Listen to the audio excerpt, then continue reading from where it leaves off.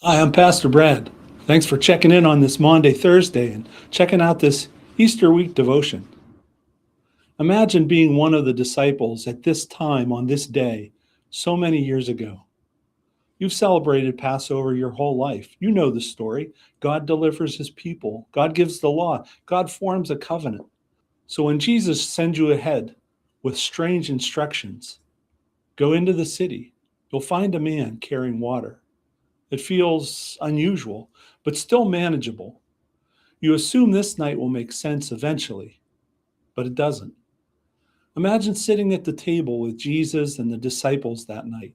As the meal begins, something feels different. Jesus speaks with unusual intensity. I've eagerly desired to eat this Passover with you before I suffer. Suffer? That's not part of the story you expected. Then he says something even more unsettling. One of you will betray me. Now the room is no longer comfortable. You look around and then wonder, will it be me? Everything is shifting. And then before you can make sense of any of it, Jesus does something unthinkable. He gets up from the table, kneels down, and begins washing your feet. This is backwards. The law has order, the law has structure, the law has roles. Teachers don't kneel, masters don't serve. Peter resists, but Jesus, he insists. Because what he's showing them is this: the law pointed to righteousness, but Jesus is now revealing how righteousness actually looks, not in power, but in humility, not in status, but in love. Then comes the meal itself: bread, wine. That's familiar. But then Jesus says, "This is my body given for you. This cup is the new covenant in my blood." The new covenant. In that moment, the disciples couldn't fully understand it, but everything is changing.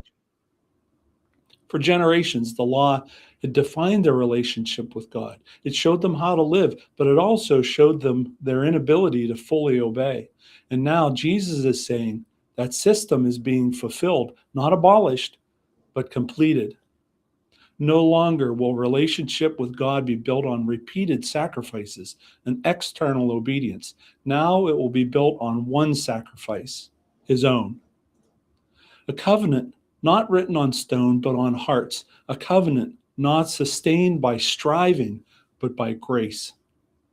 And we know, looking back, what the disciples could not yet see. What Jesus began that night, Paul later explains in Galatians. He writes, "So Christ has truly set us free. Now make sure that you stay free and don't get tied up again in slavery to the law." The law had become a yoke, heavy, demanding, impossible to carry perfectly. But Jesus, through the covenant, brings freedom. Not freedom to ignore God, but freedom to finally belong to him fully. Back at the table, Judas leaves. Something has begun that cannot be undone. And in that moment, Jesus gives them one clear command: love one another as I have loved you. They don't yet understand how far that love will go. But Paul later echoes it in Galatians. The entire law is fulfilled in keeping this one command: love your neighbor as yourself.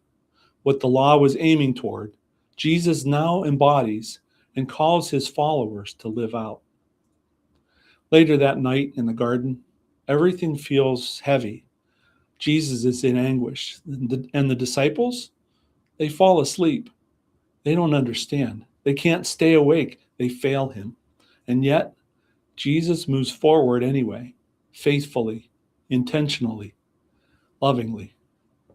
And this is where the book of Galatians speaks directly into that moment and into ours. Because if the new covenant is not about external law, then how do we live?